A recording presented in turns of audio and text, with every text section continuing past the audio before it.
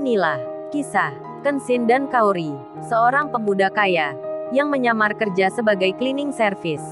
Versi Kaori TV, episode 330. Kenshin yang bersama Kaori, Ririn yang baru datang dengan Iwan. Mereka pun telah bertemu, bahkan karena hal itu, saat di kantor utama, masalah tentang Lisa pun, yang membohongi Kenshin, di waktu kemarin, semua telah terungkap, begitu pula, dengan Mbak Dewi, bagian staf kepegawaian itu, dirinya telah meminta maaf, atas kesalahan yang dibuatnya. Lalu kemudian, Kenshin, Kaori dan Ririn, mereka pun bekerja masing-masing, untuk mengajarkan tentang program laporan, yang akan dikerjakan, di waktu esok. Singkat cerita, masalah di perusahaan itu selesai. Sore pun telah tiba, aktivitas di kantor telah berakhir. Kenshin, Kaori, Ririn, Iwan, mereka telah pulang, ke rumah masing-masing, di lain tempat, yang ditunggu dari kemarin. Kini telah datang, pesta pembukaan restoran Yudis, akan segera dimulai. Di saat itu jam 7 malam, sudah banyak tamu yang datang. Mobil-mobil nampak berhenti di depan. Para pegawai restoran itu, terlihat sibuk menyiapkan. Security-nya pun mengatur di luar, menyambut tamu-tamu penting, dari golongan orang-orang yang kaya. Nampak sekali, mobil-mobil mereka, bermerek-merek mahal, semuanya disambut dengan hangat.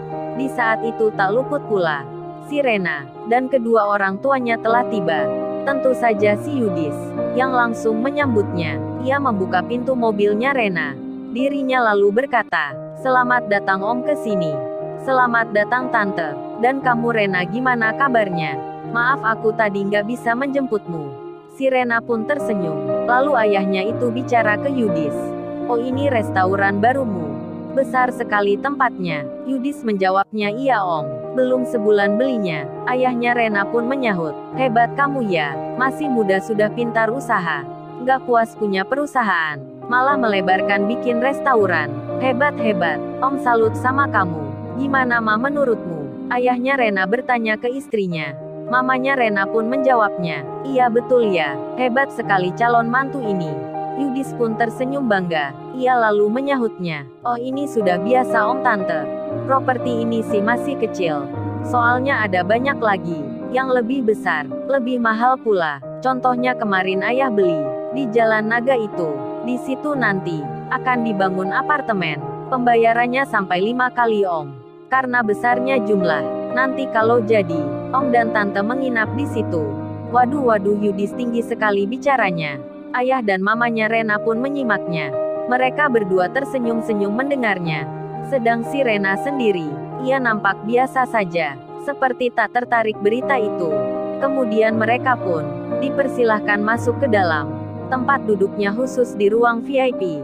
Kursinya sofa empuk, AC-nya nampak sejuk, sejauh mata memandang, nampak pernak-pernik hiasan yang mewah. Setelah mengantar Rena duduk, Yudis lalu bilang, "Om Tante, maaf saya tinggal dulu bentar ya. Soalnya menyambut tamu-tamu. Habis itu saya ke sini lagi." Yudis pun juga bilang ke Rena, "Sayang aku tinggal dulu ya." Kemudian ia berjalan meninggalkan, lalu keadaan di luar sendiri. Saat itu, memang sudah ramai yang datang.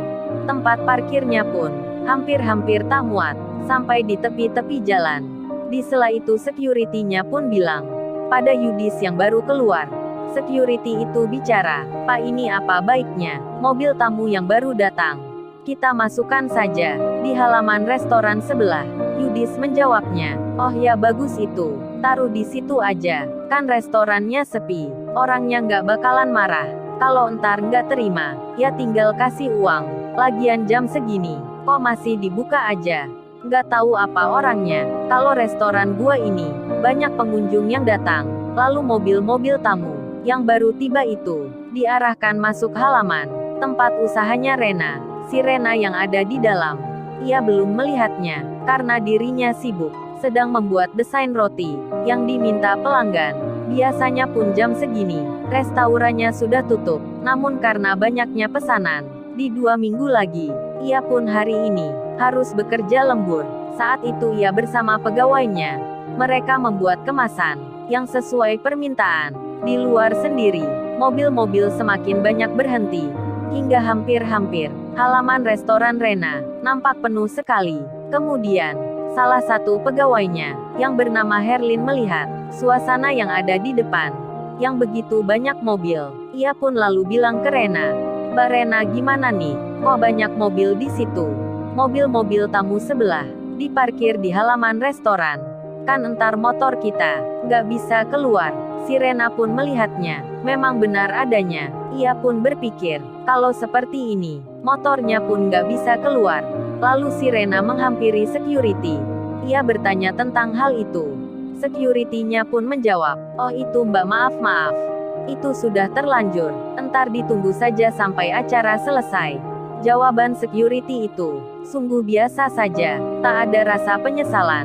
Bahkan ia malah memasukkan lagi mobil tamu yang lain. Jadinya si Rena pun agak marah melihatnya. Kemudian ia mendatangi security itu lagi. Si Rena berkata, "Pak, lain kali kalau Bapak taruh mobilnya, minta izin dulu ya sama yang punya. Jangan Bapak ini asal memasukkan saja. Ini kan lahan restoran. Motor saya pun sampai nggak bisa keluar." Security itu menjawab, "Oh ya Mbak, maaf lagi. Entar saya bilangkan ke atasan. Katanya kalau Mbaknya nggak terima. Tadi Pak Yudis itu bilang dikasih kompensasi uang. Mbaknya tenang aja." Security itu bicara terkesan merendahkan, hingga si Rena pun marahnya bertambah. Dengan segera ia masuk ke dalam. Si Rena yang kecewa, ia tak bisa berbuat banyak. Karena ia wanita, apalagi pegawainya juga sama, ia pun memilih mengalah. Motornya dimasukkan restoran.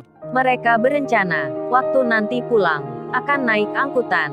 Kenshin, yang di rumahnya, saat itu bicara dengan ayahnya. Ayahnya waktu itu bilang, "Ken, perusahaan ayah di bulan ini dapat pemasukan yang besar, tak seperti sebelum-sebelumnya. Makanya hari ini, ayah tadi pesan makanan di restoran langganan. Mungkin kurang lebih ada 200-an. Kamu ambil sekarang, berikan ke anak yatim yang waktu kemarin kamu cerita itu ke ayah.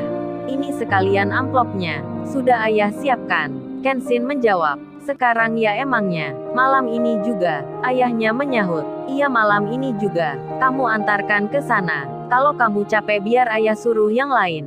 Ingat itu Ken, berbuat baik. Jangan sampai ditunda-tunda. Karena hati bisa berubah, apalagi umur nggak ada yang tahu."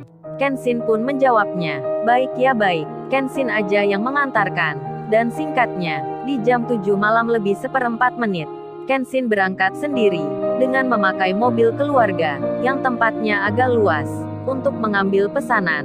Sementara itu, di tempat anak yatim tersebut, yang letaknya memang tak jauh dari restorannya Yudis, dan berdekatan pula dengan tempatnya Rena, terdengar pembicaraan dari pengasuh anak yatim itu. Ketika mereka akan menyiapkan makanan malam, salah satunya ada yang bilang, "Baiknya kita masak aja hari ini, karena uang lebihnya bisa untuk belanja esok hari. Kan ini keuangan kita sudah mulai terbatas." Karena hal yang demikian, para pengasuh itu pun sepakat. Mereka memutuskan akan memasak saja. Kenshin, setelah 30 menit dari rumahnya, ia pun telah mengambil pesanan dan ditaruhnya semua di mobil. Di sela itu sempat-sempatnya ia memfoto bingkisan itu, lalu dikirimkan ke Kaori. Kenshin menulis pesan, "Kaori, sebenarnya aku mau mengajak kamu memberikan ini ke anak yatim. Tapi ini sudah malam, apalagi kamu pasti lelah. Kapan-kapan aja dah kalau gitu." Kiriman itu masuk di handphonenya Kaori. Handphonenya Kaori pun saat itu lagi ada di kamarnya. Sedang Kaori menonton televisi, berada di ruang tamu, dan Kenshin pun lalu melaju. Ia ke tempatnya anak yatim. Di saat bersamaan, si Rena yang bersama pegawainya, mereka akan pulang. Bersiap-siaplah si Rena itu akan keluar dari restoran, dan kebetulan, di saat itu juga, si Rena Larrazati, yang ada di tempatnya Yudis, diajak temannya untuk keluar sebentar, melihat-lihat jalan. Di saat itulah mobil yang dinaiki Kenshin telah tiba di tempat tujuan. Kenshin pun berhenti di depan gedung anak yatim. Lalu, bagaimana kisah selanjutnya? Subscribe channel ini untuk episode berikutnya. Terima kasih.